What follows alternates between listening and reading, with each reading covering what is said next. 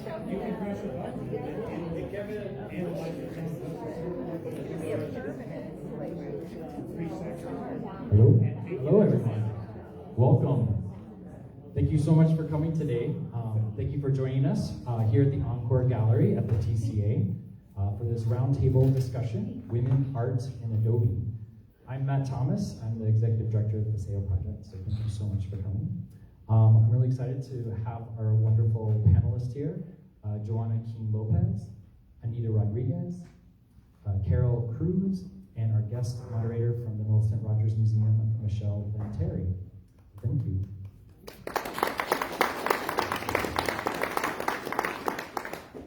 The Paseo Project is pleased to host New Mexico-based artist Joanna Keane Lopez as our artist in residence this month.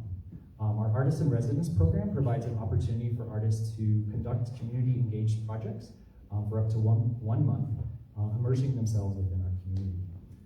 Joanna has been creating, and is creating right now, the Adobe sculpture, which you can find right out there in the Staples Gallery courtyard. Please join us this Saturday at 6 p.m. for a special opening performance featuring dance, movement, and spoken word. And we'll be activating the artwork as well as the beautiful new courtyard here at the TCA.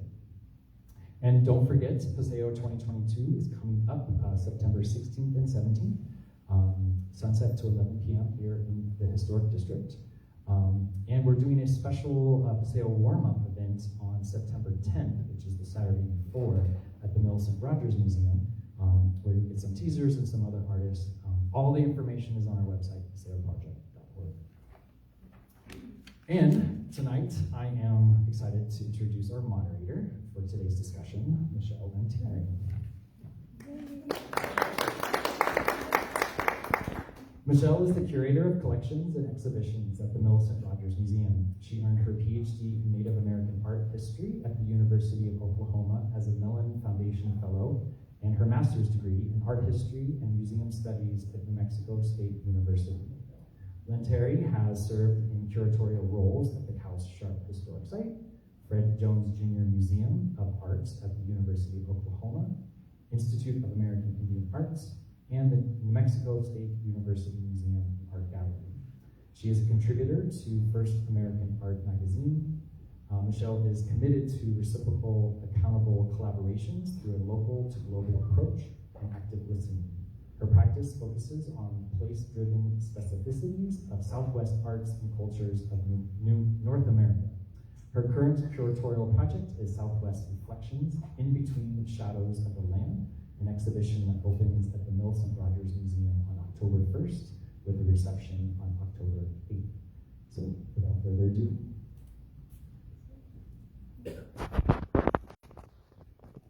Thank you so much, Matt, for the great introduction, and thank you all for being here.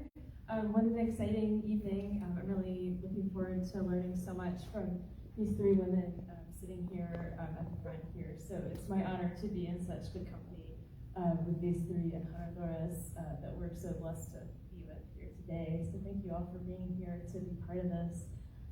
And so I'm going to go ahead and introduce these women, and then we'll talk about the format for the program. So sitting here next to me, this is Joanna Keane Lopez. She was born in Albuquerque. She lives here in New Mexico. She is a multidisciplinary artist whose work reclaims relationships to craft architecture of land as a form of medicine, a blessing, and a spell. Her work with large-scale installation, vernacular architecture, and sculpture is informed through the use of the materials of Adobe, Alice, clay, dyes, and paper, and often collaborative performance. Through the passing down of knowledge of vernacular architectural techniques of the Greater Southwest, Keane Lopez creates work that seeks healing and questions land use and memory that is connected to her own multi-generational roots here in New Mexico. Keane Lopez has exhibited nationally at institutions which include the Momentary of the Crystal Bridges Museum of American Art, Site Santa Fe, the National Hispanic Cultural Center Art Museum, the Sarasota Art Museum, and her work has been supported by the Andy Warhol Foundation for the Visual Arts and the Andrew W. Mellon Foundation. Please welcome Joanna.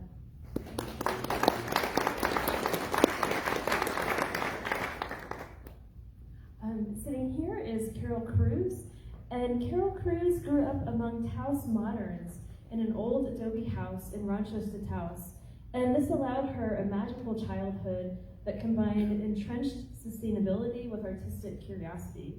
She returned to her muddy roots after obtaining an art degree at UT Austin by transforming an Adobe horse stable into a solar Adobe home in Tasuki.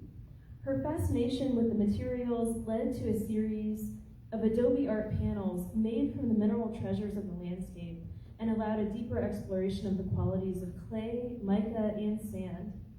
Teaming up with Lori Lawyer to refurbish an old Adobe home with fresh wall finishes led to the development of new recipes and techniques and the start of Gourmet Adobe, a collective of enjaradoras for hire.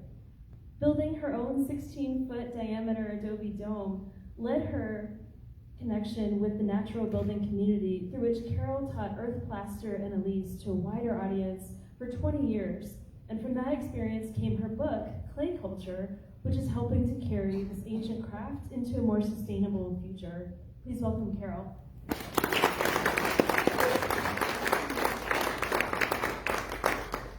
And sitting here is Anita Rodriguez.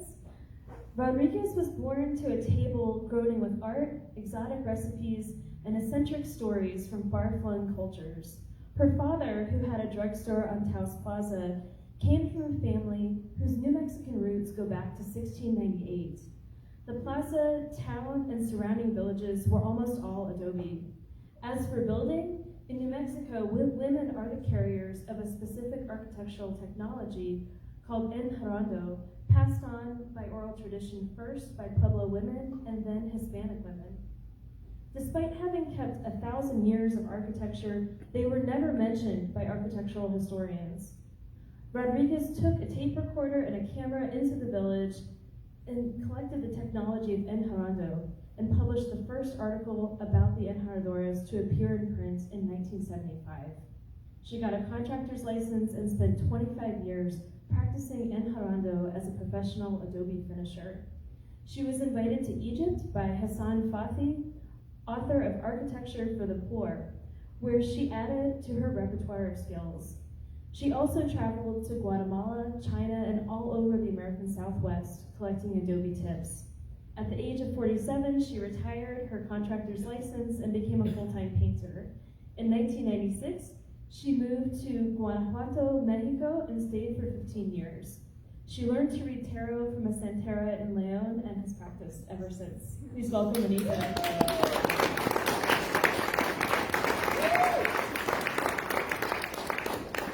So I think from the bios, it's clear that there's so much to talk about tonight. So we're really excited to present a format to you that will allow you to get to know these artists first, and then we'll go into a conversation roundtable. So the way this will work is that each artist is going to talk to us for about 10 minutes or so, introduce their practices, and then we're going to focus on 4 different themes with some different questions to open up the dialogue for a while, and then we'll go into audience questions at the end of the program. So the 4 themes that we're going to be focusing on today, one is women and Nueva Mexicana tradiciones in vernacular architecture. Another is Adobe as a vehicle for relationship building. Another is art and Adobe. And then the last one will be the future of Adobe. So without further ado, I'm going to turn it over to Joanna Keane Lopez. Thank you so much, Michelle. Wonderful, we're so happy to be here with you guys today and to be bringing both Anita and Carole, who are some of my teachers from about 8 years ago, in my early 20s. So I'm going to go ahead and get started here. So my name is Joanna, and I originally became very interested in this practice from my father's side of the family in Socorro, New Mexico, which is south of Albuquerque. And there we have an old land grant called Lopezville that dates back to about 1815 that was given out to about 70 families at the time. And on the land are these old Adobe homes that are from my great-great-grandparents. And as time went on, you can see how it moved away from from this land-based tradition into Adobe and cinder block, and then wood and frame, and then trailers. And so there's sort of this furthering away from this land-based tradition, as well as assimilation and loss of the Spanish language within my family. And so I became really interested in that. This is actually an image of my great-grandfather's old house. And then my father decided to start putting rocks on it, river rocks. And so it's this term called resquache, of just using whatever you have. So just like rocks right there, the dirt right there. And so just very kind of playful and making use of what you have. And that is what vernacular architecture is. And so just on this land, this is another place across the road, my great-grandfather Abelino. And on this land, it's all abandoned at this point, and a lot of it has actually been foreclosed on, and there's been a lot of intergenerational trauma in my family as far as people being estranged or having died or being locked up in prison. And so it's really left the town, as well as even a movement away from small towns as well. And it's not a unique story, it's very common. But I became very interested in this craft based off of my own relationship in this way. And so this is the Socorro Mountain behind. Yeah. So I became really interested in working with this material, and this is one of the first times I started getting into this practice with a friend, Ruben Olguin, in Bernalillo. Made these small adobes in like a mud pit. And this was for New Mexico art in public places. And so that's when I first began interested in that. I then, around the same time, I was connected with Anita and was able to study with her, which was such an honor and continues to be. And so this is an image of when I was with her and we were gathering some of the clay from the side of the road to make the alis. Yeah, it's from a while ago. So the caliche, and then there's a process of mixing it, screening it, adding a binder, and painting it. And so I became really interested with this because so much, I think there's this concept of Adobe. When people come to New Mexico, they think of the Santa Fe style. And it's really not that. And so I feel like that's been something I've been really moving towards and trying to teach others about, I suppose, too. So paint like having earth on earth.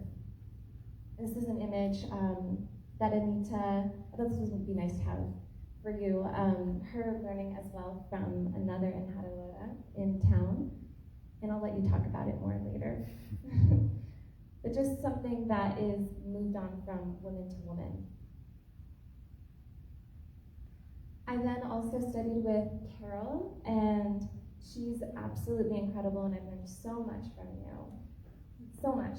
And we actually just recently came together this last month and taught a couple workshops together, which was so special to do together on mud plastering, enjarando, and the alis. And so when I was with Carole, we worked on her dome, we worked on different locations in town, we went to the Rancho Cifaos church. There's quite a few things, and then over the years keeping in touch on certain random questions I would have. Here's an image from that time of filling in some cracks. So really interesting, this element of new construction versus renovation or restoration, and then thinking into the work I've been doing. So here's an image from the Rancho Cifaos church. Different tools. It's really interesting also to get into a practice so deeply and what kind of materials you're using. So one thing I'd like to say, what I've really come to understand about this practice is it's not just working with the material, it really is a vehicle for relationship building. And from working in this practice, I have a really incredible community of people at this point in my life. And it's really been incredible, and it's something I feel is really a lifelong practice, and I think there's something very special about working within a medium and a community as a lifelong practice. And so I began, this was my first installation I did for New Mexico Art in Public Places. And so this was in front of a, what was it, like a animal shelter and a police station in Edgewood, New Mexico. And I was working with mirrors, and so I was adhering mirrors onto them that was sort of capturing the light in the sky around as well, and sort of playing with these shapes that I started to build. At the time, I didn't actually know how to build with Adobe. I have a friend named Jose who is a contractor, and we work together a lot. But along the way, I'd be like building, and maybe in certain areas, like a viejito would come up and be like, "You're laying them the wrong way," you know, because they're supposed to go kind of concave way down. And so kind of along the way, I've been catching more skills. This is a work I did for the Crystal Bridges Museum of American Art with the Alice, which is a clay slip paint that is usually, it's painted on the interior of Adobe homes. And so really getting into that as a finish, as well as the mud plastering and different designs. Here's another one from a gallery in San Antonio, and you can kind of see how I started the shape, and then using even like a string to find the perfect circle, and then beginning to mud plaster them. And so I think of this oftentimes as large-scale clay sculpture, or almost as though I'm like a large-scale ceramicist, but instead I'm working with material that has been dried by the sun, or is just unfired clay. This was a work called the Adobe Color Laboratory. So within this space, I actually experimented a lot with different colors. And all of these colors, other than the blue, are actually wild clays that were either given to me or I found. And so a lot of the work I'm doing is really kind of these studies of craft architecture as sculpture. Also studies on the walls. And with this, it had like maps of the different locations from where these clays came from, sketches, tests, adobitos, the tiny little adobes. This was another one that I did for the Harwood Art Center.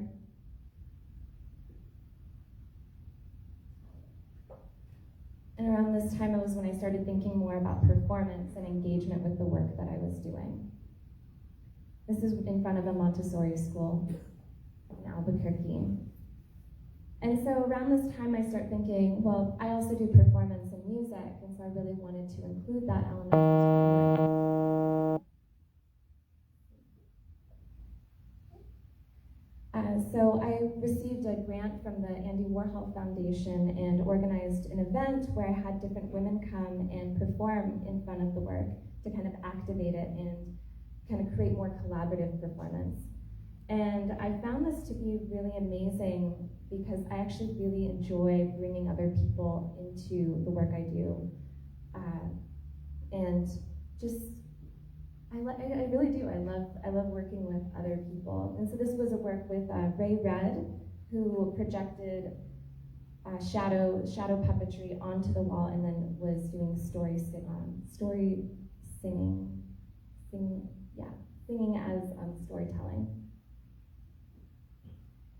This is another work I recently did at the Sarasota Art Museum. I'll show more images of the actual sculpture, but for the end, I invited different musicians and performers from the Southwest to come and perform as a part of the installation. And so it's something I'm hoping to develop further as I continue with this. There's nothing like live performance. Yeah. This is Karima Walker from Tucson. And before that was Iho, my friend Lanteri Lopez. I also got into thinking a lot about how to teach more, and one of those ways was to create this product called Adobecitos, which is basically Adobitos, miniature Adobes. And this is at once a learning tool and a miniature Adobe kit. And so inside are 30 miniature Adobitos. And I also included a glossary that has different terms, adobero or adobera, person who makes adobes, alis, a clay slip paint, painted on interior walls. I'm just going to go through a few. Enjaradora, person who mud plasters, or enjarador. Enjare, mud plaster. Horno, adobe oven. Zoquete is a word for mud that comes from Nahuatl originally. Instructions, ingredients, as well as a history. And so I'll read this. Adobe has been in use by indigenous peoples of the Americas and the southwestern United States, Mesoamerica, and the Andes for thousands of years. In New Mexico, Puebloan people built their structures using adobe placed by hand until the Spanish introduced wooden forms for making bricks to the region, a technology which traveled to Spain from North Africa. Adobe is among the earliest building materials known to civilization and is used throughout the world. And so with this product, I was just thinking not everyone has access to large 30-pound bricks, and so this was just sort of a fun thing that I put together. But I burned myself out, and then actually I made too many once, and now I just don't think I can make it anymore. Yeah. So I started doing workshops with my friend Helen Levine, who owns New Mexico Earth Adobes, a manufacturing yard in Albuquerque, New Mexico. One of the last of the two Adobe yards in New Mexico. There used to be dozens, apparently. And her father, Richard Levine, started it, and her and I became friends and started to collaborate on making workshops called Introduction to Adobe Architecture and Mud Plastering. It's just a 2-day workshop. And they've become really popular. And so this is just some images of ways that I have learned, I've been working, and then I've also collaborated and continuing to learn through teaching and creating more community in this way. And so in the class, people learn how to make adobes, learn about soil composition, how to lay adobe bricks, learn about leveling. We make adobe arches and do mud plastering. We also go over history, politics, codes, and just discussion in general is another element of it. There they are. I love them so much. Mark and Helen Levine. So I also have been working in museum settings, and I can't do this work alone. It's too big, and so I've definitely been bringing other people, as you can see, into it. So this is at Site Santa Fe, which is a contemporary museum located in downtown Santa Fe, and I had a solo exhibition there last fall, and for the work, I had 10 volunteers come from around the nation and help build it. And so my work has really moved from me being the one doing it to also really being able to explain how to make it, how to create the work, and to coordinate. So this is the final work that we ended up creating. And it's called Landcraft Theater. And it's an exploration of sculpture, large-scale installation, thinking about craft architecture of land, painting, and sort of like these studies again. And again, these are some clays that are different types of clays that are the green one, for instance. This is from a friend of mine, Sandro Canovas in Marfa, Texas, who gave this to me.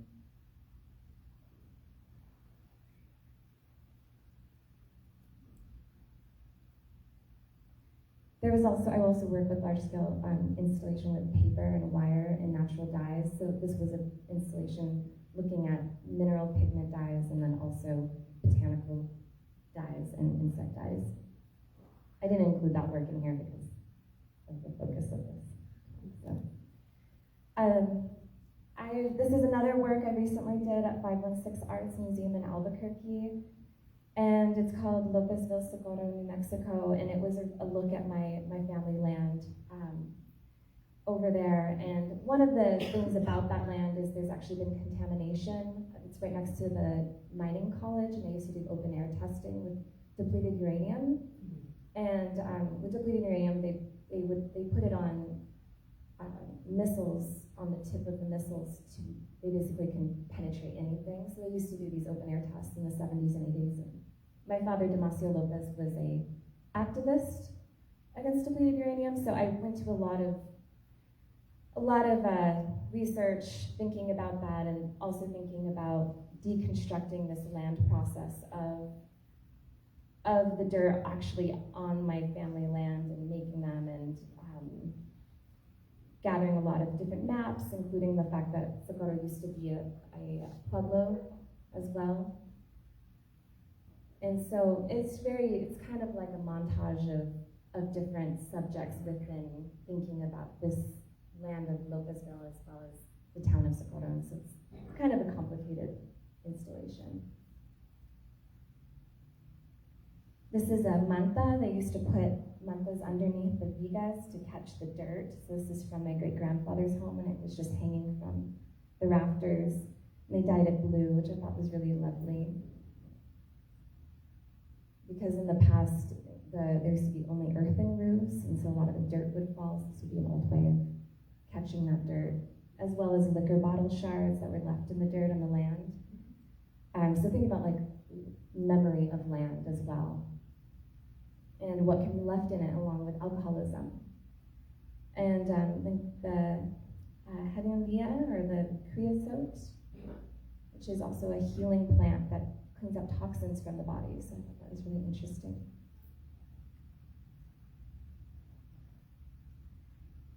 So these are my last couple slides. This is a work I just finished at the Sarasota Art Museum, and it's called Clay Song. And this is where I also had those performances as well. And so I really like this work a lot. And the yellow is from some clay that I gathered near San Luis in southern Colorado. The green is from my friend Sandro from Marfa area. And the cream is actually from here. And the blue is a mix. So it's quite large. So I'm thinking of more ways of how the body works within some of these sculptures, and also with song and collaborative performance. So thank you so much.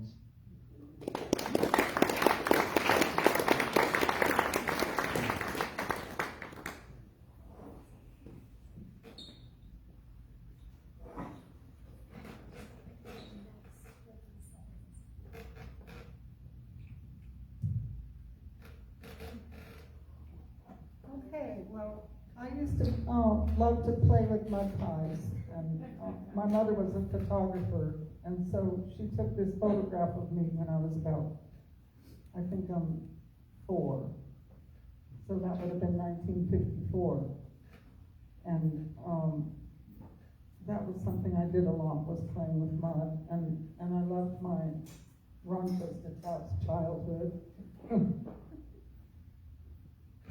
Okay, next. And these are 2 pieces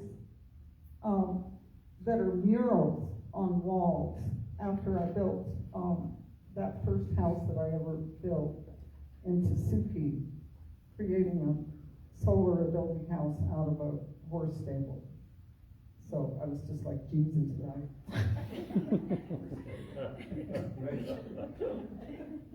Anyway, it felt very creative and important, and I made a lot of Adobe bricks and learned how to stack them and all that. And so my first work in college had been all geometric color field painting, and I would laboriously mix these acrylic paints to be all one value, and oh my God, it took so much time. And I finally got one into a show at the Santa Fe Museum of Fine Arts, and I looked at it and was so disappointed because it was very badly lit. And I had made this thing to be seen in natural light. And they were shining some kind of awful bulb on it. And it just took all the magic right out of it. And so, you know, I gave up on acrylic at that point. And after building this house, I just loved the plaster and the way the plaster absorbed various paints and things. And so I was also crazy about the Sri Yantra symbol. And so on the bedroom wall, I painted this Sri Yantra in all the colors. And you notice all the upward triangles are in cool colors, and the downward triangles are in warm colors. And then they intersect, and the colors mix. So I was hoping to become a muralist at that point, because I was so thrilled with painting on walls. And I did this other one on the right, on the outside of the building. But after that, I made a whole bunch of smaller plaques with found materials and learned all about the clays that way. And that was really fun, but I don't think I have any of those to show you. It's from that series. But here are some. Those are all on plywood backing. And let's see the sequence. Those would have been the one on the top. I had already collaborated with Lori Lawyer, and we had started doing gourmet Adobe work. And then a year after we started, she died in a car wreck. And that first plaque you see on the upper left was made in her memory. And because she said all the colors together are more beautiful than any one color alone. And that was so true, and that, you can't see it very well, but that plaque has layers and layers of micaceous elise, and you can see the colors underneath coming through. And we had done a whole room like that, where we used 3 different colors. The first one was a turquoise with big chips of mica in it, and then over that we did a fuchsia color, a sort of pinkish, with more big mica, and then we did a lavender over that. And so it would look like pink and turquoise mica in that lavender wall. It was really lovely. But then someone else moved into that house, and they wanted to let their son have that room, and he was about 13. And they decided he should not have a lavender room, and they made me paint it over with white. It just about killed me. Anyway, and these other 2, the one on the lower left is quite small, and I was embedding things into the plaster plaques. And the one on the right, I call that Beach Woman, and I painted that, or sculpted it in about, around that same time. Yeah, early 90s. Okay. And this is the Adobe dome I built, and I started building that in 1992. And it's a 16-foot diameter dome, and I never would have decided to build a dome if it weren't for my friend Carole, who was really into domes. And she had been the photographer for Spectacular Vernacular, written by her husband, John Lee. And they traveled all over taking photos and documenting these wonderful buildings. And so I was very inspired by Carole and decided to build this dome, because she was going to have a dome building workshop, and she needed a place to do it. So I built the walls all that summer, and then about 20 people came to build the dome. But unfortunately, only 4 people can work on it at once, because you have to do one ring at a time.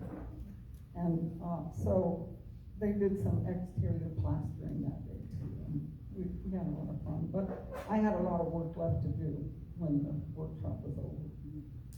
And then on my middle daughter's 18th birthday, I painted that mural on the inside of the ceiling. And that woman sculpture,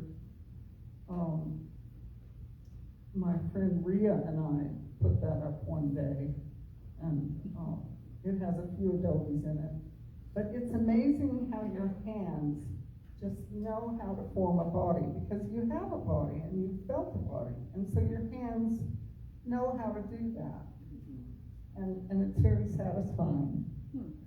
But Our Lady now just holds a huge lace vine. I got tired of repairing it.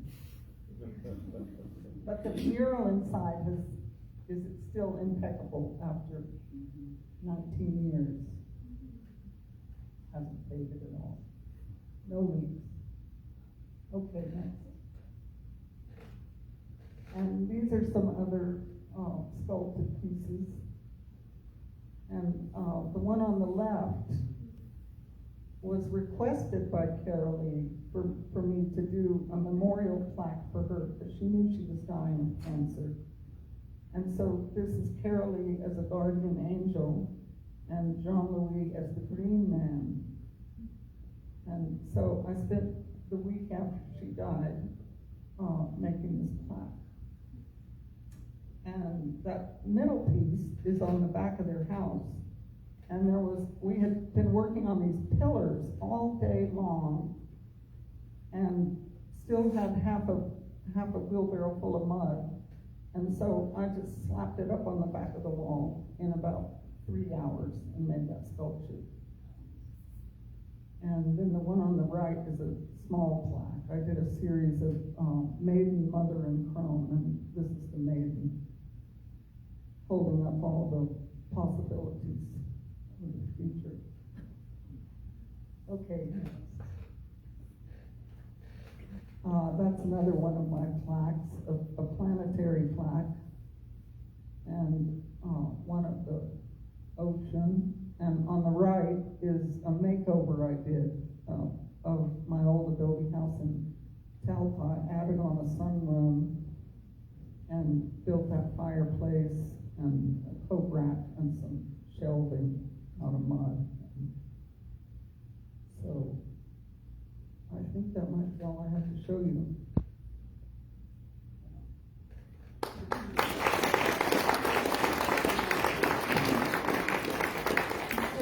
Is this working? Okay, well, I would have brought more slides, but I had 35 people in my house this weekend. And so I just introduced like a couple of slides here. I have slides from Egypt. I built my first Adobe house when I was 6 years old by the edge of the Acequia with Adobes that I made out of an ice tray. And just down the block where the doctor's kids had a beautiful dollhouse. It would have been worth thousands today with little curtains and little lamps and little stairs and different rooms and carpets and so on. But all the kids in the neighborhood preferred my little Adobe house because I could constantly remodel it. It had a latia roof out of aspen twigs and a tiny organelle in front. And then I made dolls out of corn husks. So that was my first attempt. But I grew up in an Adobe environment, and I loved it. And in my 20s, I plastered a wall, and it was wonderful. And I was really good at it. So I took a tape recorder and a camera, and I went around to the villages. And I would cruise the churches. And if the church was, first of all, I collected the technology from old women who were in their 70s, their 90s, had been completely forgotten when the United States conquered half of Mexico, Taos included. The construction changed from collective construction to capitalist construction, and labor was sold, and women were automatically excluded from the construction business. So the technology that had been passed on by women from one generation to another was being lost. And I knew that when I went into the villages. And I also knew that Adobe is the building material of the future. Because even back then, I knew we were going to run out of lumber. Have you ever seen a cement factory? You know, can you imagine the degree of pollution? Like every single house in this town has a cement pad on the floor. I have a mud floor in my house. It's completely waterproof, but it's illegal. So anyway, I collected the technology and went home, experimented with it, and then decided to get a contractor's license and began slugging it out with the machos. I was doing big jobs. I was running crews. Sometimes I was running 2 crews. I did restoration projects. And during that time, I worked in all over the Southwest, in different states in the Southwest. I toured the Southwest. And I began really, really learning what happens to Adobe when it freezes, what happens when it burns, what happens with all of the many things that can go wrong and always do on a construction site. What do you do then? So over 25 years, I collected, a considerable amount of knowledge about how the material behaves. And then in the 80s, I was invited to Egypt by Hassan Fathy. He wrote a book called Architecture for the Poor. And he built a symphonically beautiful village in Gourna for $35 a square foot. I was able to do exactly the same thing. That's what I built my house. My beautiful Adobe house. $35 a square foot. I did a lot of the work myself and I traded a lot. But, Anyway, in Egypt, people have been using Adobe for about 6,000 years. They've got it down. I multiplied my knowledge by quantum leaps because Hassan Bey appointed a group of his disciples who were architects and anthropologists, and we toured the entire country of Egypt. And we went he was in his 90s, and he wanted us to assess the buildings that he had built, all of his life's work. So we went from place to place, making estimates of what it would take to repair different buildings. And in the process, we were able to talk to the Fellaheen. And so I was able to learn, for instance, you know what an Adobe organelle is, right? Okay, in Egypt, they have two floors. There is a floor where you put the wood, and then right above that is like a clay platter, and you put your bread on that. And the efficiency is much greater because you don't have to refire your oven when it cools off. You just keep adding wood underneath, And so this is just an example of the sophistication of their technology. I have a Bry roof on my house, framed in, code, built the way it was supposed to be according to the code, Bry on top, and I've had it repaired twice in 32 years, which is pretty good.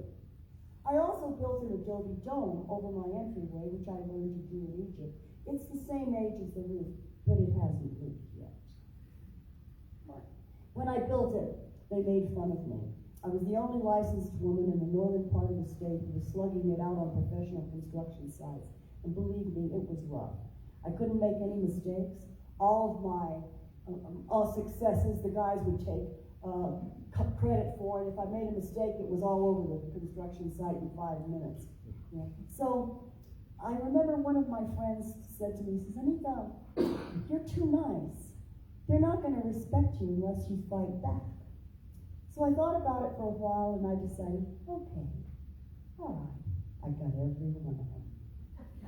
And sometimes it took 5 years, and they didn't even know where it came from. But, because men really didn't want me there, So the work that I did over 25 years now blows my mind. I was physically a really strong person. I worked like a man. And I didn't wear, a suit and go to my construction site with a pencil and a pad. I climbed the scaffolding with my men. I worked with my crews right alongside them. And I did this until I was about 47. Then one day, I couldn't lift my 500-pound plaster mixer and get it on the trailer hitch anymore. I had a place where I'd back it up, and it was just a little bit of a slope. I just couldn't do it. So I thought, well, this is it. So I decided to become a painter. And so you see there, on the top is a picture. You can't see it very well, but it's the picture of a typical Adobe church, sort of like the archetypal Adobe church with the blue doors. And in the clouds, you can't see them, they're angels. And in the foreground and on the scaffolding and all over are people plastering this church. All the tools are there. All of the legendary village characters are there. The old man who goes to the construction site says, "Oye, mijo, ahora en día no saben cómo trabajar. You put too much straw." Right? And this illustrates the connection between culture and architecture, which is something I want to talk about. This is living architecture. It demands of its community that every year they get together and forget all their feuds and gather the materials and cooperate and restore the building that is in the center, the heart of their community. So the architecture keeps the community alive, and the community keeps the architecture alive. So this is a connection. Adobe architecture connects you with nature. Most of the construction, like this building, separates us from nature. And it separates us from nature in a lot of levels.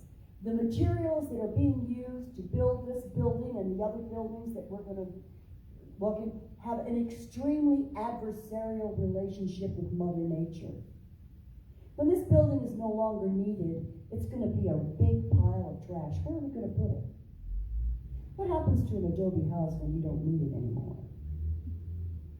I worked in the construction business. I've inhaled asbestos, solvents, sawdust, kerosene heaters, cement dust, Adobe dust. All of these are toxins. But Adobe is non-toxic. It does not harm the people who live in it, and it doesn't harm the people who use it. It's universally available. And it's basically free. And it is a labor-intensive material that requires collective, cooperative labor. And in capitalism, the one place you never want to spend any money is labor. So that is exactly why Adobe construction has become the most expensive of all building materials. But there's another reason, and that is the pinche building code, which I have in my crosshairs. The building code is lobbied by cement manufacturers, electrical manufacturers, so on and so forth. And now, today, in this town, you cannot afford to build if you are working class or middle class, because you cannot meet the regulations, the requirements. And all of these requirements are toxic materials. And you look at a piece of construction material and think about, from the time as it is extracted, possibly in some third world country where we sent down the CIA so that we could squeeze out their natural resources. So from extraction through processing, manufacturing, transportation, installation, repair, maintenance, and disposal, that is the real cost of a piece of lumber or a cement work. So compare this to mud. And people are beginning to read the handwriting on the wall, but it seems to be characteristic of the human race that we can't read it until the wall collapses. But there are now massive international websites that are devoted to alternative building. There's one called the Natural Building Network. It has 35,000 members.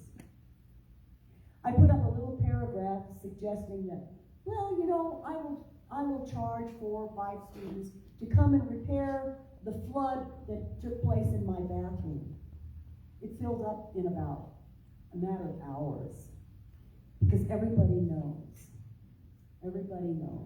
we're going to have to change the way we build. We're really going to have to change the way we build. And so let's see, there's some other pictures there. Yeah, let's see.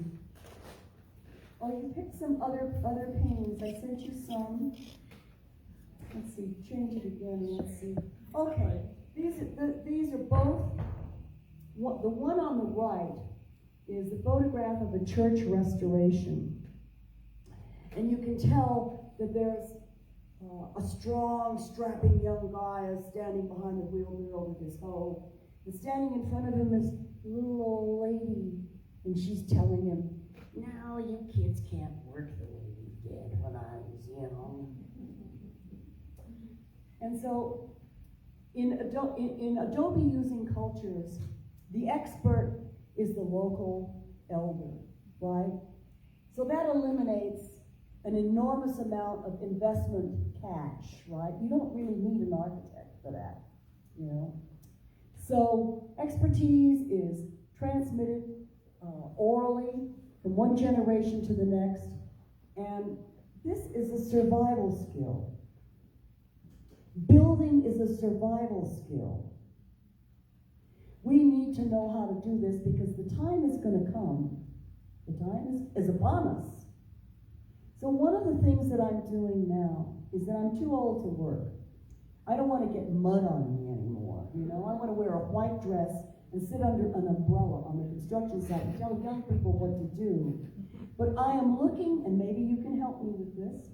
My name is Anita Rodriguez, and you follow my Facebook page where I announce everything. I'm looking for people in the community who need Adobe work. I'm looking especially for Hispanic people, because even though we're the great majority of the people in this town, we are the least affluent. And I want to continue this tradition among the people that it belongs to also. So what I do is I find someone like Marie Trujillo. She has a mud floor that's just mud. You know, it has never been cured, it doesn't have a really good plaster on it, so she's continually having to sprinkle water on it and sweep it. Well, I'm going to take a couple of my apprentices and a group of students, a limited number of students, and there in Maria's house, we're going to learn how to install a mud floor. My mud floors are waterproof, completely waterproof. They're laid on ground grade, no cement underneath. All you have to put is dirt. You can put subfloor heating underneath it if you want to. I have a floor in my house that's 35 years old. It's had flamenco dancers on it, modern dancers, you name it. It's perfect. It will last indefinitely. Now, let's say we need to repair this floor. Or let's say we need to prepare this wall. You cannot do that outside the cash economy. But I can. I can walk outside and get a little bit of dirt and fix my wall forever. The oldest buildings in the United States are made of mud. Let's see, what else do I have to say about it? It was a magnificent 25 years. I had a ball. I worked in so many different places. It wasn't like I had to go someplace at 9 o'clock in a pair of high heels and O's every day and deal with the same people. I moved from construction site to construction site. I met a lot of people, and on every single construction site, I learned 2 or 3 things that, you know, have stood me in good stead. So, briefly, the nicho on the left is, you can't see it from there, but it's a skeleton wearing a brocade, a lace brocade with the head of a bee. And it's called La Santísima de Amber y las Abejas, the patron, the saint of bees and amber. And what it is meant, the message of this is honeycomb pattern on the back of the nicho. You can't see it, there's flowers. And the message of this is, we only have one hive. And bees dedicate themselves to the hive. They cooperate. They work together. And that's how we are going to have to save our hive. And our hive is in desperate danger. The Yangtze is drying up. The Nile is drying up. The Rio Grande is drying up. The Colorado River is drying up. The birds are falling out of the sky in the southern hemisphere dead. There are countries now where corpses line the streets because the heat is intolerable. One of the things I'm doing is bringing one of my friends, an Egyptian architect, who will build what is called a malkaf. A malkaf was invented several thousand years ago in the Middle East where the heat is really intense, and it's an Adobe tube built in certain proportions, and it is a passive air conditioner.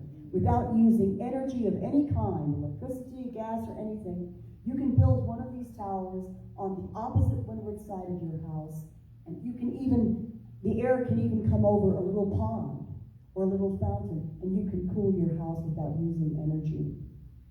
I also worked with Lanteri, who built domes, put Coke bottles in a cement mixer until they were pulverized. He painted the insides of his houses with this glaze, bricked up the doors and the windows, and fired it like a huge pot. The walls on the inside were glazed, waterproof, bug-proof, mouse-proof. They're using something called super Adobe, which is like an endless pantyhose that you coil that can build a house in 3 days. There's these Italians that invented a 3D Adobe printing machine that you can rent. It comes to your land, it has a computer, it analyzes the dirt, and then this arm, like this, builds a dome. So I think from there, maybe we can take what you're saying and segue into our first question, which is one of the ones that you sent us. Okay. So let's take what you're saying, because you're going after exactly what it is. So what is the connection between culture, vernacular architecture, and women, Las Enjarradoras in New Mexico? Do you want to start, Joanna? I think Anita touched on that women have been working with Adobe architecture for a very, very long time and have a very specific role in it. As far as, from what I understand, a lot of times men would be the ones to lay a lot of the bricks and put the vigas up, and then women would be the beautification elements of doing the enjarando, the plastering on the interior and exterior, the laying floors, or doing the hornos or the fireplaces. And so that's my understanding.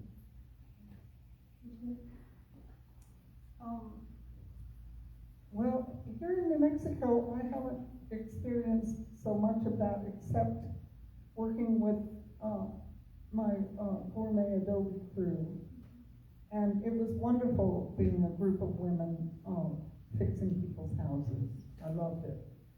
But as far as building with a group, I've experienced that through the natural builders and going to various colloquia and workshops and things like that. And it's always so satisfying to build with a group, and everybody's happy and, supporting each other and loving the earth, and it's just a fantastic thing. If we can make more of that happen, it would be wonderful. Well, I worked on, how about this one? Can you hear me? I worked on the churches. I would cruise the villages, and if I saw a church that was in trouble, I'd stop, I'd go to mass, I'd talk to my Romo, and I'd say, I can help you, and I would raise money, I would write articles, I would bully people, to come and work on the church. I'd go to the bars and say, your culture, and I'd take the guys and they'd put in a day. And so I worked with all female crews for a long time, but Adobe finishing is universal in the Adobe using cultures, and 80% of the world when I was born lived in Adobe buildings, and in every case, women are the finishers. The maintenance, who keeps it up? The women keep it up. They were the hearth builders and the embellishers. And in Africa, they paint their houses like, it looks like a Kandinsky painting. Yeah, I do find in the workshops I've done, there's been predominantly women in them, and so at least 80%. And so here's another question that Anita asked to be circulated in the group. So how has intergenerational cultural transmission been broken? What are the forces that break cultural continuity? You had sort of touched on that just a minute ago. Conquest and colonization. When this place was conquered, my people lost everything. All of our land was confiscated. What is now BLM and Kit Carson Forest was the land grants. The Pueblos were able to keep their land. Of course, they were oppressed and they were encroached upon. But that is what broke cultural. We were changed from a self-sustaining agricultural economy to landless, cheap labor.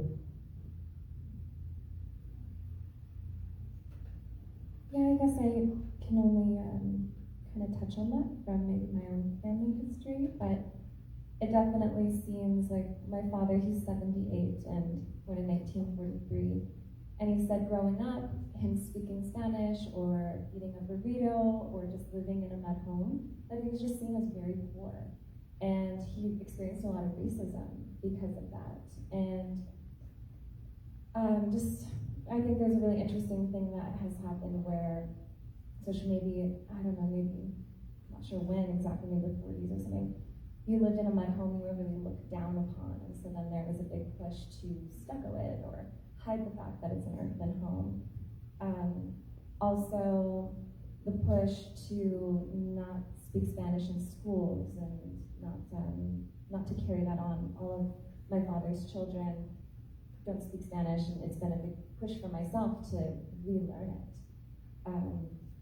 And so I think that's something else that has been lost that I touched on earlier, or including, like poverty or trauma that happens within families, brown families, and moving away from small towns or getting locked up or getting addicted to drugs, and all those things break the family unit and the community unit. And from there, if you don't have the labor, people moving, wanting to work together, it's a lot harder to build land because of all the labor that Anita was also talking about. It's expensive if you're paying people, but before that wasn't so necessary because family units were healthy and strong and were working together. And so I think there's been a lot of reasons why it's been missed out. A couple generations especially. Well, I'll just add a little to that. I think capitalism is a big problem, and the codes, as Anita was saying, it's a real tragedy that people can't just build a simple house for themselves without, jumping through so many hoops. And I think we can make a push to change that. And I'm all for getting an Adobe code that is experimental, as if it needs more experimentation, but that might be a way to get through to legislators or whoever's making these rules, and let people build simple houses for themselves. And it was in my own childhood, everybody lived in an Adobe house, and we would take care of it and patch everything, and it was no big deal. And the church was remodeled all the time until they covered it with cement, and it started destroying the buttresses, the cracks in the cement. But that's all reverted now back to the natural way. And so I think if enough people push for these changes to make it legal again to build simple homes, then maybe we can survive. Some of my buddies that I'm working on projects with, and one is Ryan Timmerman, who is the executive director of Bets Off Grid, and has a lot of land on the other side of the mesa there. And we want to do some experimental construction on that land and scientifically test new technologies and so on and so forth. And he's right. What he said is right. We need to get a bunch of old farts, old guys who have got 100 construction sites under their belt, and sit them down and go through the code page by page and eliminate all of the unnecessary things that are there. The Adobe code is now 35 pages, and mud floors are still illegal. So change has to come about, and it is going to happen. This is not something we're going to have to do. When this starts happening, they're going to be saying, "Hey, Carole, are you hoping that we're still young enough to remember who we are, so that we can save them from what's coming down the pike? Yeah, so even if, families do come together and they're like, let's build a new home together, unless you are savvy with all the codes or you can afford a lot of the things that the codes require, you can't build traditionally or historically as you see a lot of these amazing old homes here. Yeah, it's all based off of R value for installation versus Adobe works off of U value, but all the codes require the R values. They don't see the validity of Adobe as insulating, basically, for holding heat and letting go of cool air. And so it's a major issue that you can't even build. You see these old places. Yeah. R factor in Adobe is really low, but the thermal storage capacity is really large. It's not a good insulator, but you can build a double wide. There are lots of solutions to this, but it has tremendous thermal storage capacity. In other words, it's like a water tank. The sun hits an Adobe wall, especially a thick Adobe wall, and all day long it sucks up the heat.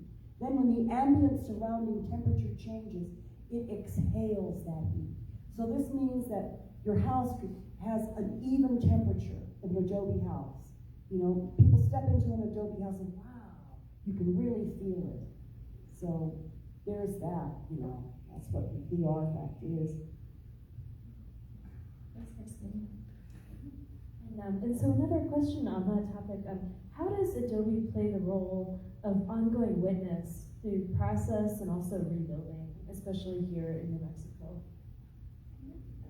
Sure, yeah. How does Adobe play the role of ongoing witness through process and rebuilding in here in New Mexico?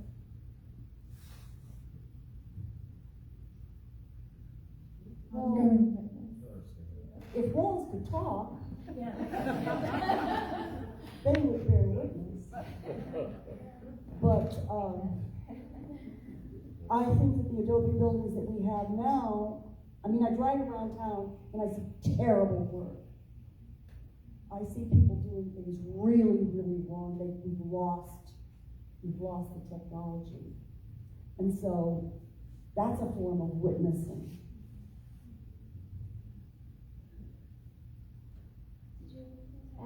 Well, in the many repairs that I've done, I've certainly noticed that when you add modern materials to the old walls, they fail.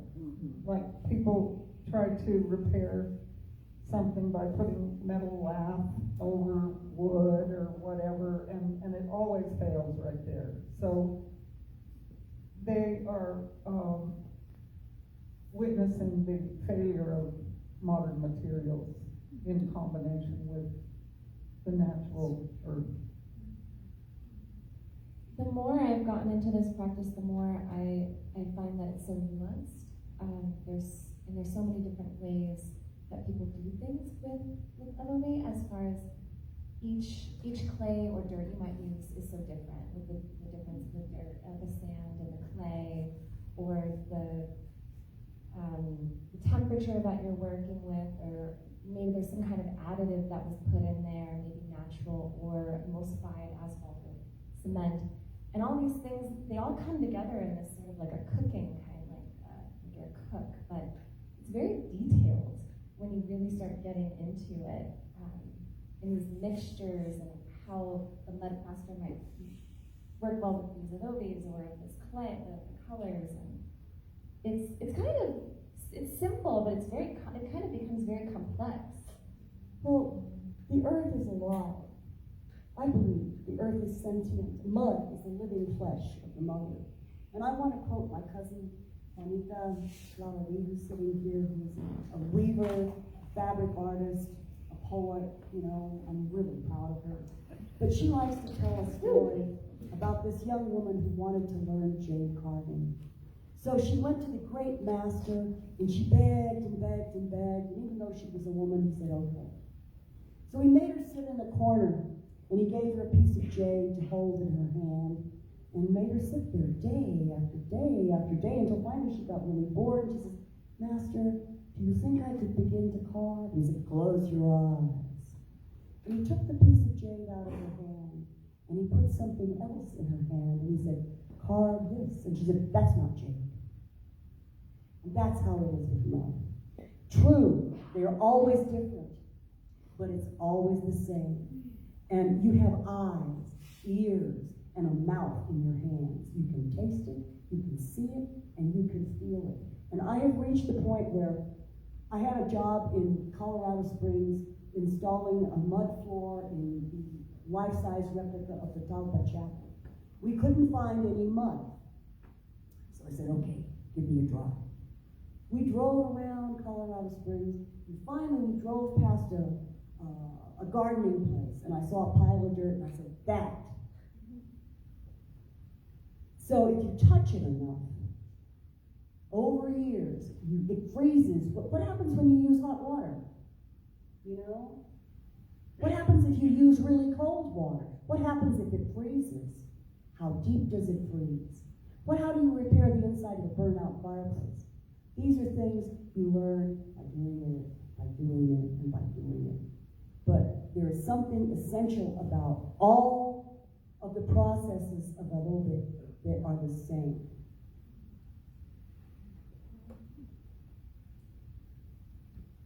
So, shifting into the theme of relationship building, which Joanna has touched on and wanted us to focus on here, in what ways does Adobe promote empowerment and community building?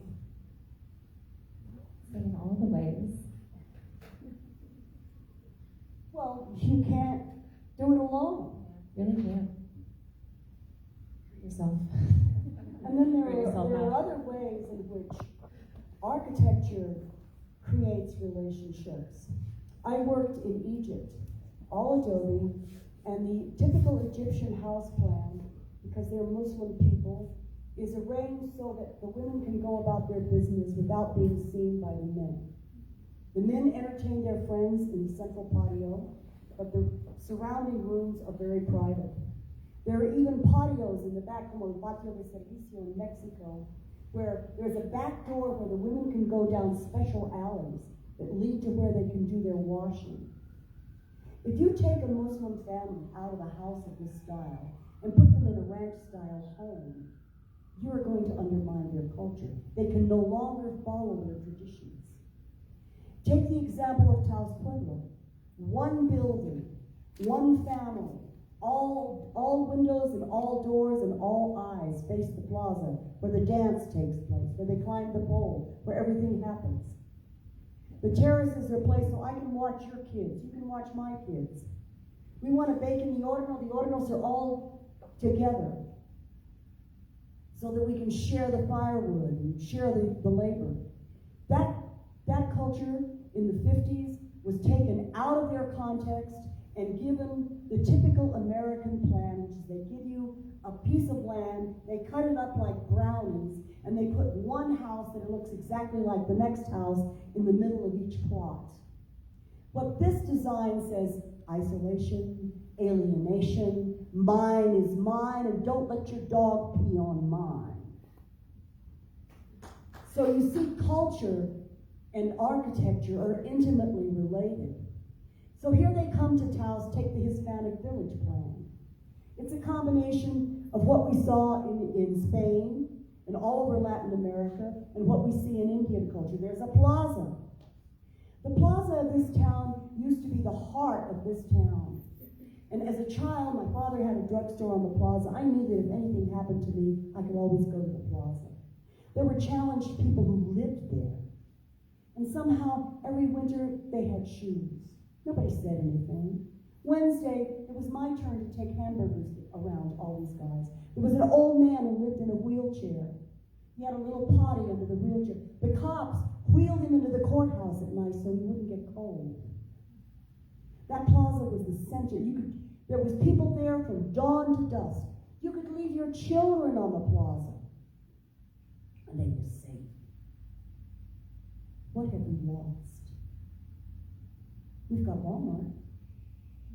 So the relationship between architecture and culture and relationships, architecture dictates the relationships the people who live inside the structures. The typical American house, one bathroom. So for the rest of your life, you're going to fart and brush your teeth with no privacy? The house plan governs our relationships. The site plan governs the community relationships. And our architecture reflects, well, what our architecture, our modern architecture, besides being horribly ugly, if you could have seen this town when I was a kid, it would make you weep. And so what modern architecture says about us is not good. Doesn't say good things about our relationships. Well, I'm very grateful for the community building efforts of groups like Cobb Cottage Company, who held colloquia for over 20 years in various parts of the country, and a lot of them were at the Black Range Lodge in Kingston, and many others were up at Lama Foundation. So that really brought together a group of like-minded people who are into permaculture and building eco-villages and things like that, and combining gardens with small homes and shared community kitchens, and I think it's the wave of the future, and we will just have to organize ways to build places like that so that we can survive planetary heat and capitalism. I would definitely say getting into this practice, as I mentioned, it's just been definitely creating a community and relationships that I feel like are lifelong. And I think that's really different than maybe if I was a painter or something and I'm always in my little studio by myself. Well, I know you're a painter, but you've also done a lot of other things. But as far as kind of spending a lot of time alone, this practice really forces to work with others, to learn from others, sometimes I don't know why something's cracking or what's going on, so I reach out and ask for advice or see other people's projects. And so, again, I do feel like we are stronger together, and it does feel very good to have others who work on similar work against the grain, I suppose.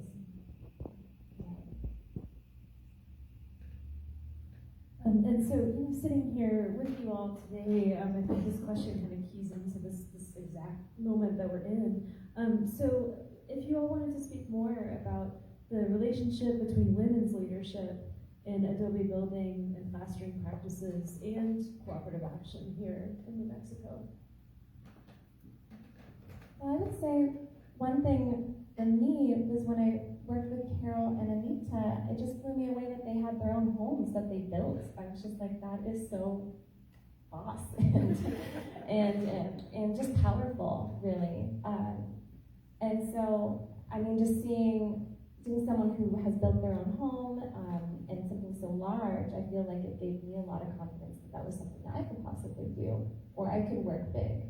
And there was a moment when I was younger in undergraduate, and I was working about this big. I wasn't going larger than that when I was making work in art school at UNM. And I had a professor being like, be ambitious, go big, and also working with both of you. And that was when I was like, oh, like, I don't need to stay small as a woman, And I think that's a big part. And also, women need to be more in construction and banding together. Yeah, building a house is definitely very empowering. And when I built my dome, it was like I was rebuilding myself.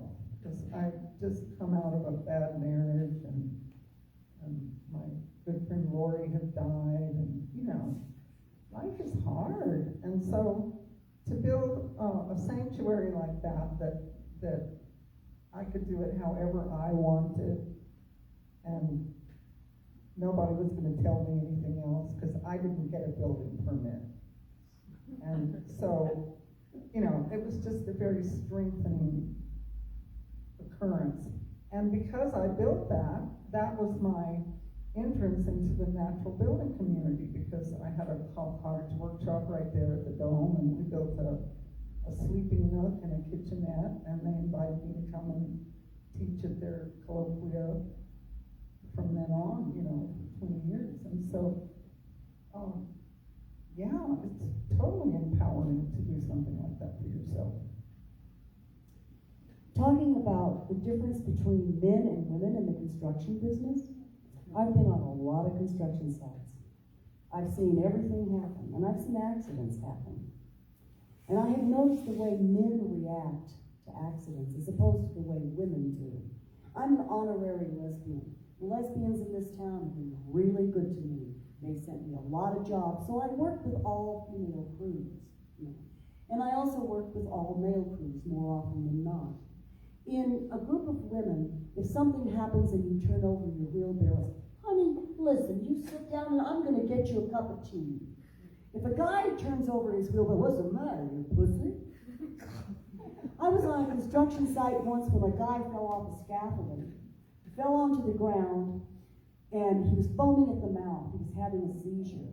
And suddenly all of these super machos who weighed twice what I did, had tool belts on that I couldn't even lift, were all looking at me.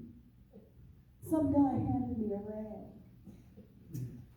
So I cleaned the rag, wiped the guy's face, comforted him, put something under his head, and watched these men ashamed of his pain. It was as if their collective masculinity was somehow being injured by this embarrassing weakness. And then I look at materials and I look at tools. And I look at old male construction workers. They can't even stand up straight. Because a cement sack has to weigh 50 pounds. Why does it have to weigh 50 pounds? So women can't use it, that's why. Yeah, I think they do weigh 90. Why all these tools? So you can't use them. So you have to pay some guy who's going to say, oh, lady, you need the gobbledygook, and that's going to cost $2,000, and you're going to say, oh, okay. I used to give workshops for women who were owner builders on how to handle their construction site, how to keep from being cheated, basically.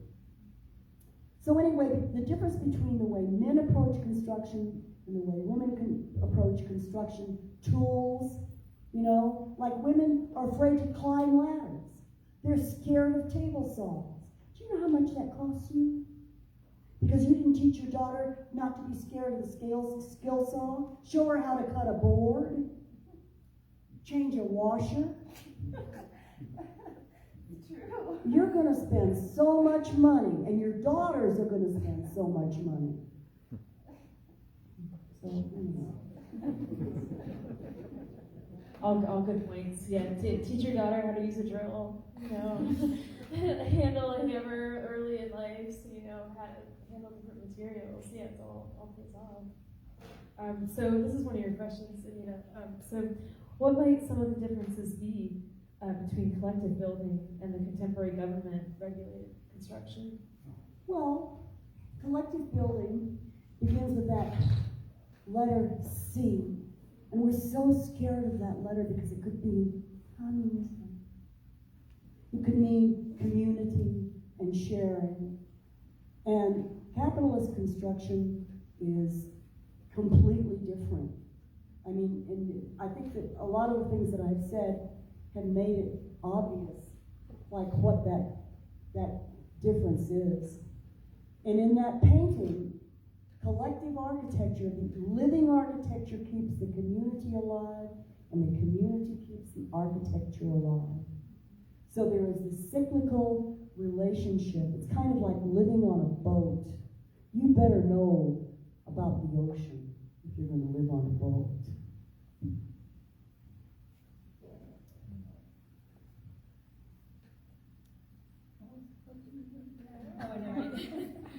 So the question was about differences between collective building and the contemporary government-regulated construction. Well, I think the government-regulated construction needs a big shift, and we need to simplify and make it possible for people to build for themselves again. And, you know, why not let prisoners build eco-villages? You know, you can make a big fence, have some supervision, let them live in tents. But pay them more than $1 an hour. Yeah, and maybe they get to live in that village when they get out. You know, make some good eco-villages in the world. There's a lot we can do. I say we need to teach construction skills. Yeah. We need to teach people how to handle mud. We need to teach them how to use tools. That's what we need to do. We need to teach, ladies. I'm teaching. Well, I've taught lots of people, and some of them have, you know, really taken off with it and done things. But all the men on all my crews are now, a lot of them are making a living. They know how to do it. And I don't know how many men I hired over that period of time. No, women did not come forward. Women did not come forward. They were willing to go to workshops and do artistic things, but they didn't want to be on the scaffold 40 hours a week. nobody should have to do that. Well, who's going to get it up there? Who's going to put the mud on the wall?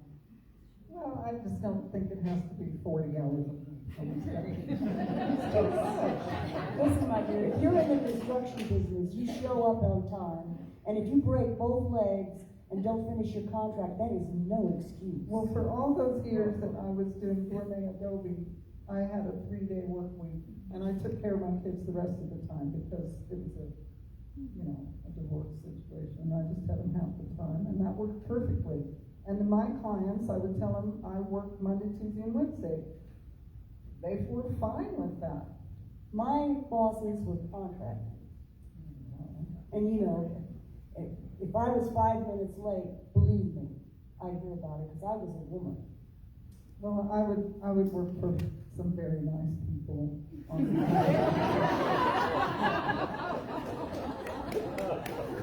I worked for whoever gave me a job. And boy, do I have stories about some of the shit they did to me. So now we're gonna shift into the art and Adobe portion. Joanna, let's start with you on this one. How does Adobe create a continuum and transformation in social art practice? Well, I feel like the work I'm doing moves into social practice because of the element of pedagogy that it just becomes naturally. It literally is something that just actually brings in people, and then I have to do teaching, and people then can start to get to know each other, and I think in that way it becomes just naturally becomes social practice.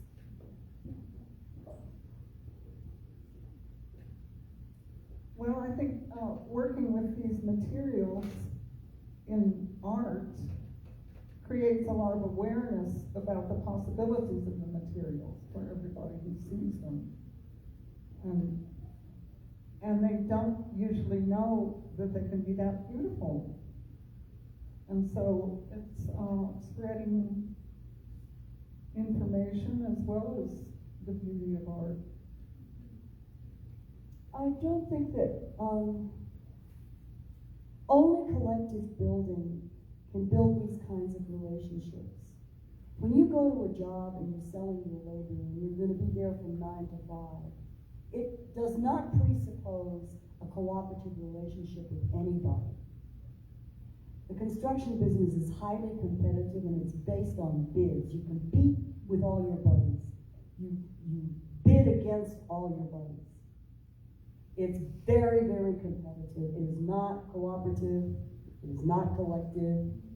Everybody is, it was rough for me because, the jobs happened on the hunting trips, and I was not invited on those things. So that's why I emphasized the enjaradora thing, because I had to create a niche in order to compete with these guys who had capital equipment, and credibility.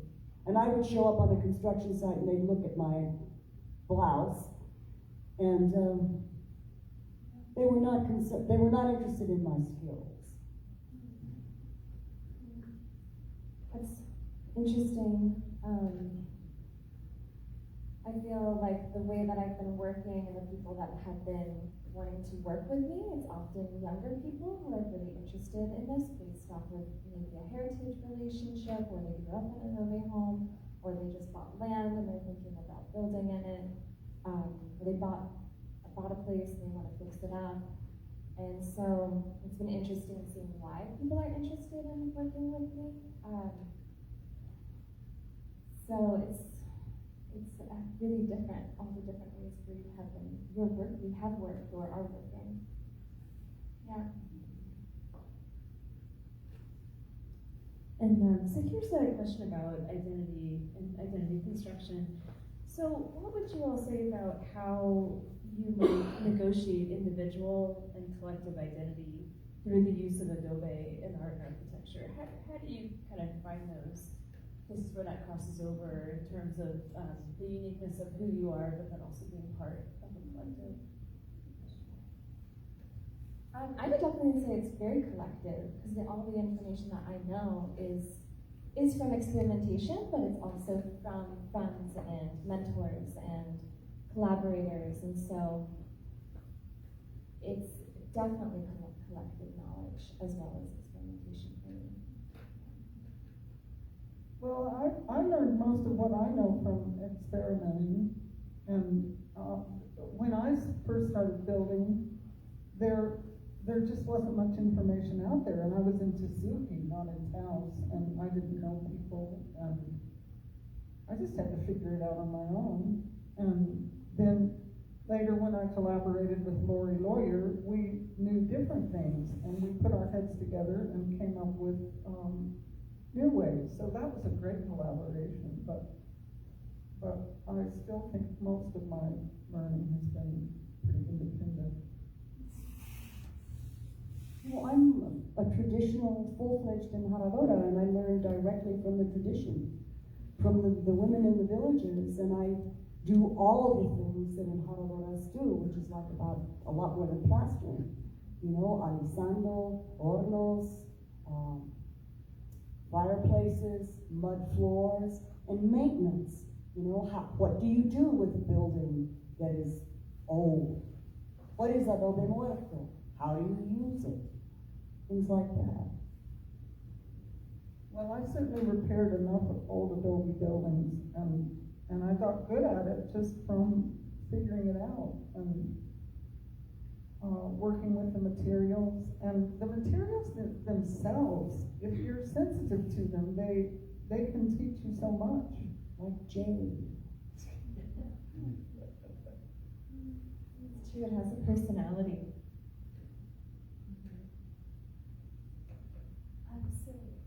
So let's do one more question, and then we'll open it up to the audience for any questions that you guys have. So what is your hope for the future of Adobe?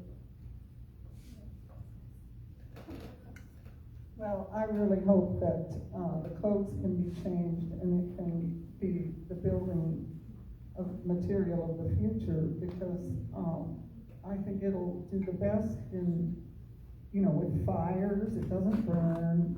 You can make stoves out of it, and fireplaces. You can provide heat for yourself, and it stays cool in the summer. And I think we really need Adobe in our futures. And yeah, it's just got to be used more. I know it's a lot of hard work, but there's so many people that don't really do much work anymore, it seems like to me. They're just always on their phone. They can't work. I mean, there's so many jobs around town and they can't be filled. I don't know what's going on anymore. You want decent wages. Well, if you build for yourself, that is a decent wage, because that house is going to be very valuable in the future. You have And if enough you get money. it done mobile home, it's going to lose value as soon as you get it on your lot. But if you just start building with bricks and get something up and keep adding on to it, and you're going to have something very valuable in time. You have enough money to eat while you're doing it. There's always queridas and verdoradas. You can't do that kind of work on queridas and verdoradas. It's a pig. What was the question again? What The is future. Okay. Yeah. I have an enormous tumor in my head, and I want to get rid of it. I have this knowledge, and I want to teach everything I know. I'm 81, and I know I'm supposed to do this. So I'm collaborating with True Kids, which is a local nonprofit that teaches young people how to make media. And they are going to document everything I know. These will be produced in videos that will be about 25 minutes a piece. You can be able to buy the entire set or one at a time. But I want to dump it. I want to get rid of this tumor. I want to just paint. I don't want to have to think that I'm not fulfilling my purpose in life by passing all this on. So I'm going to be asking people, I need between $75,000 and $150,000 to do this. So keep that in mind. Well, I had the same impulse that I wanted to let go of all the knowledge I'd accumulated about mud so I could learn how to sing and play music instead. And so I wrote my book, and it's just been great because people really appreciate it. And you know, I self-published. It didn't cost that much to do. It paid for itself in a few years, and now it's all just gravy, and I'm happy. That's a great book. Both Anita and Carole have written books. They're both authors, and both the books are right here. And so after we're done, you should definitely go ahead and look at them, and they're both available on Amazon. As far as for me, thinking about Adobe in the future, I work as an artist, and so I'm really working on using Adobe within contemporary art and sculpture and installation, and really validating the material as something that's valuable and worthwhile and has stories and has a lot to learn from.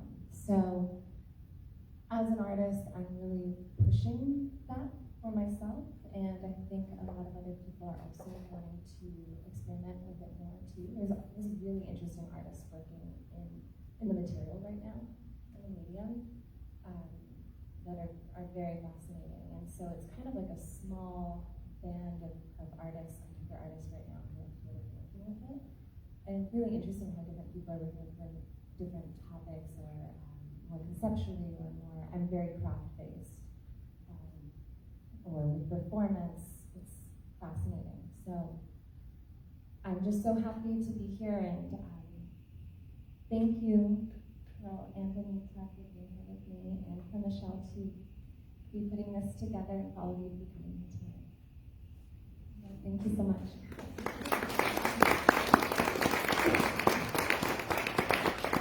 So, do you have questions for the speakers? Okay, I'm gonna try walking around with the mic. I think I saw you first. You want to tell us the questions?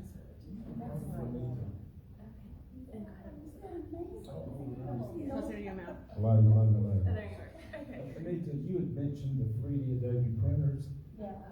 And do you know of any in the United States that are available? Because the ones from Italy or wherever, the Tekla people, and I've emailed them, I've talked with them, I've emailed them for the past couple of years, but I don't know if their machines are here. I'd love to.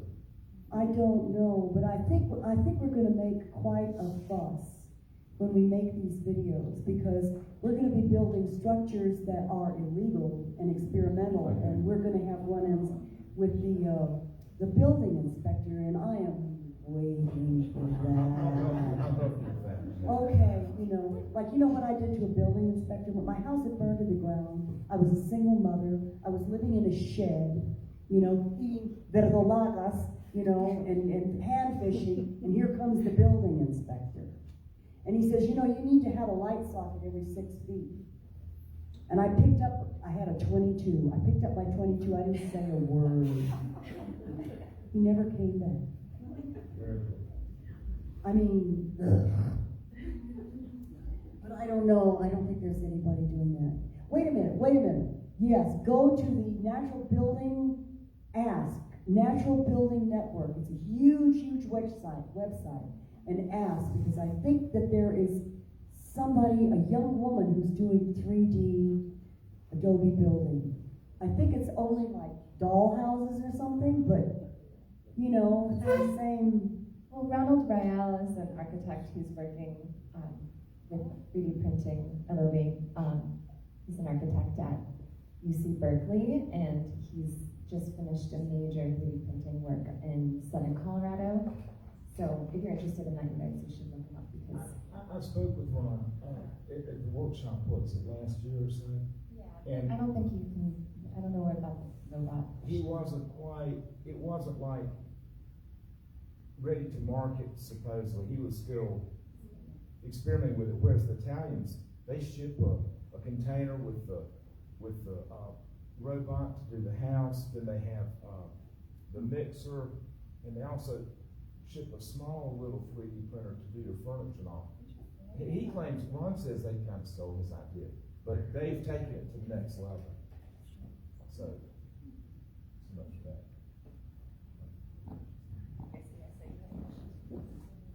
I sense from, I think all three of you, in regard to the future of Adobe construction, a resistant, that you seem to be very protective of the traditional ways, etc., and resistant to innovation. That's the sense I get. But do you, the three of you, think that the future of Adobe might be not so much traditional, but bringing in young people, teaching them some of the old techniques, but the young people who might bring in innovation and new ways to go about things, like solving the problem in insulation, which is a serious problem with Adobe. And things like this. Don't you think the future might be with young people? I don't know what gave you the idea that I'm anyway against innovation. I'm really interested in these new techniques. You know, and I want to create space for young people to do experimentation, and in an atmosphere where we can scientifically test it, you know, and really work with it. We have to be against innovation at a time like this, in this terrible crisis that we're in right now. Thinking out of the box is what we need more than anything else. I just think we need to get away from manufactured materials, and I think it's a good idea to make a hybrid house, like with straw bale wall on the north, or a double white wall, or things like that. It's just forcing everybody to use styrofoam and, you know, plastics and cement. It just can't last. I know for some the big renovation projects, such as I think it's called the BUM, I'm forgetting it exactly, but it's in Iran, and it's a really large city that had a earthquake, and they've been rebuilding it. And I watched a video, and it was saying how they're doing a lot of these traditional techniques, but they're also bringing in innovation and new techniques into it to rebuild, right? Or over at OK Awinge as well, they just redid their entire plaza, and I saw them recently at Terra, the architectural conference, open architectural conference, and they were saying the same thing. They're bringing in both, right? So I think, yeah, absolutely. But there is something to be said about actually learning these really old skills that work great too. There are things like the law of gravity, you know, and the fact that Adobe exposed to moisture has, you know, certain results. You know, so I'm not against cement. My house is plastered with cement on the outside, but the inside walls are Adobe so they can breathe. And I'm not against industrial materials, all of them, because there are things that have their place. I have a concrete bond beam on my house, and I have 2 bond beams on my dome. which would have been unheard of in Egypt. So I'm not against all industrial materials. I just think that, the idea that only industrial materials are any good and Adobe is just some primitive, superstitious, thing. I'll second that, and my favorite industrial material is elastomeric wool clothing.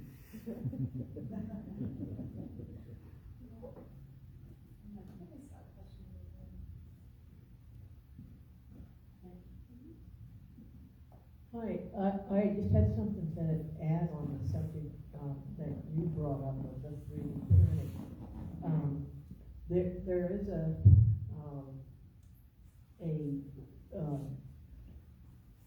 YouTuber named Carole who talks a lot about 3D printing, and he knows a lot about manufactured homes, manufactured being a bad word in some ways, but a good word in other ways, because that manufactured material, if used well, can improve, broaden your horizons and improve your number of possibilities. Anyhow, Tarno puts out a YouTube every week, and he gets information about new homes, mostly in the tiny homes area, but also in manufactured tiny homes. And it's an interesting thought, you're talking about community among builders. The builders in these big, huge warehouses that build manufactured homes actually share a lot of information among them, and they get a lot of information from their users over the internet, which is another positive thing about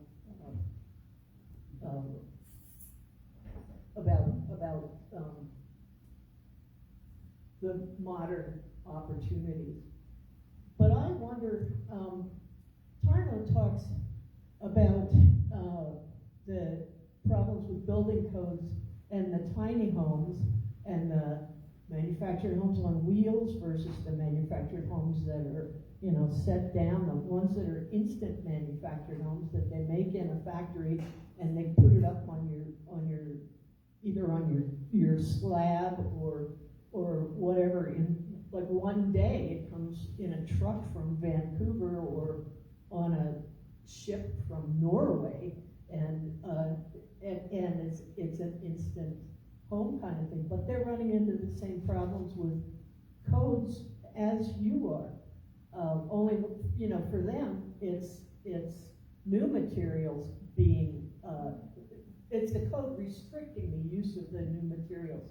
And it's also the code restricting the amount of land that you can put these things on, whether you can have an existing dwelling and put another dwelling on the same piece of land. I wonder if you have anything to add on that topic, on the ultra new and the ultra old, both being cut out of the traditional mode of doing things. We have the titanic homeless problem. It's really, really urgent. Yeah. We've got to do something.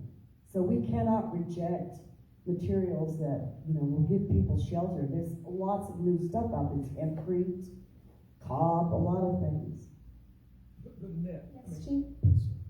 Yeah, so we built a building out of shredded paper bales, and I had to go through a year and a half of a total nightmare to get it approved through the construction industries. And of course they made us do it on, post and beam and with cement on the bottom and everything, which was not the concept. The concept was you dig a trench, you put in plastic bales so it doesn't wick up, then you start with the paper bales and you build them like big Legos. They're 6.5 feet by 2 feet by whatever, and then you put rebar through them, and at the top you cut with a chainsaw, you cut a channel and you pour a bond beam, and they've been, they are such good R value. It is just an amazing building, and those kind of things could be built for alternative, affordable buildings. What's the R value? What's the R value? Well, I don't know in figures what the R value is, but I know we have it facing south and we have glass on it, but it stays cool, you know, when the sun's not hitting it, and it stays really warm when it is, and it's wonderful. So when you start fighting the coding thing, I wanna help, cause Oh, good. I gotta. We need, what's a plastic bale? Well, if you, as a recycling, these are recycling things, so the shredded paper bales are corporate waste, they're junk mail. And they, you know, they bale them, and they're very tight bales. And the same with, you can do with plastic bales. Are they compressed or ground or They're what? compressed. I see, wow, okay, that's. And they good. actually built one somewhere and put a, you know, a car on top of it or something to show that it was load bearing, and, I mean, it's wonderful. It's at the Chinese transfer station. You should come up and look at it. It's a wonderful building. It's our reuse center. And we've got to do something with this plastic and all the junk. When I say building out of trash, it's the new material that we should be using, because we've got way too much trash. Both. And we can build out of that as well as Adobe. I mean, I love Adobe. Well, plaster it with Adobe and combination. Yeah. Yeah, we have to. I'd just like to give a little perspective, because it's been mentioned, but we were using 3D printers in architecture school in 1966. Well, you know, it's It sort of takes time. anti-innovation mentality in the construction business, you know, like, it was really a battle. Do we have any other questions? There's one over here. Should I just toss off? Thank you. I just wanted to respond to the idea of innovation, and it's cool, but I tend to like carry around the when the shit hits the fan kind of vibe. So like, whereas like I love the idea of like Adobe 3D printers. Like when I first saw that, I was like, come to my place, you know, that'd be awesome to do it in a day. But there's something to be said with being able to do it all with your feet and your hands, and with the stuff that's around, like, you know, when the machines, the 3D printers can't be printed, and, you know, like, just to still be able to create with mud. And I think that that's what's so important about kind of passing along the knowledge of it, and just being able to do it by yourself and, you know, with people. Minimum of tools. Yeah, very few tools. So. The masons that I worked with in Egypt had one tool, a tiny little adze, no measuring tapes, right? String with knots, no electrical tools, unthinkable, no trowels, no wheelbarrows, no plumb bobs. One tool in your hands. Do they use the smaller Adobe's like Carole? You know, in one of his books, he was talking about making smaller Adobe's that women and children could handle. Absolutely. They weren't these big monster. Well, what are they, 40 pounds? Yeah, they're That'll ridiculous. do you in. I know. And the little Adobes, they don't break. The breakages, you can move them like cards. You can throw them up on the scaffolding. It's so much smarter, and it makes a better, stronger wall because it has more mortar joints. So your tensile strength is greatly enhanced. Small Adobes are a great idea. My dome is built out of very small Adobes. I made them myself. We have a question over here. Hi, my name is Anita, and not so much a question, but just I'm building my own home right now out of earth bags by myself, and I follow you on Facebook, Anita, and I love reading your stories, and I've read about you in books, Carole, and I just discovered you, Joanna, and I've been trying to sign up for some workshops recently, but I just wanted to say what an honor it is to be here with you today.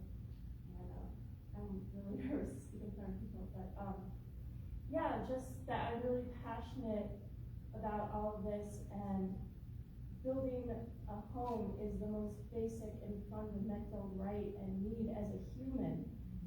And I think that there should be exemptions for building with earth, because it's what we've always done, and it's what we need to do. And like you were saying, Anita, how everything exists in your hand, you know, your eyes, your mouth, everything. We'd be so privileged to have the knowledge that you have all gained over years of practice, but we also all have it within us. We know it, especially women. We have it deep within us to be able to figure these things out, like you did, Carole. So yeah, I just wanted to share that. Thank you. The connection between women and the earth has a manifestation that I think we see now. It is no accident that the same people who are depriving women of rights over our bodies and turning us into cattle and using us as breeding stock, it's no accident that the same people who are doing this are plundering, raping, and destroying the earth. Hatred of women, misogyny, and hatred of the earth, using them. The source of all wealth is the womb. So exploiting females and exploiting the earth are deeply connected. They are both facets of the same pathology, and it could kill us. Yeah, we need to go back to earth-based religions. Should we call it? Yeah, I think that's a wonderful way to end it.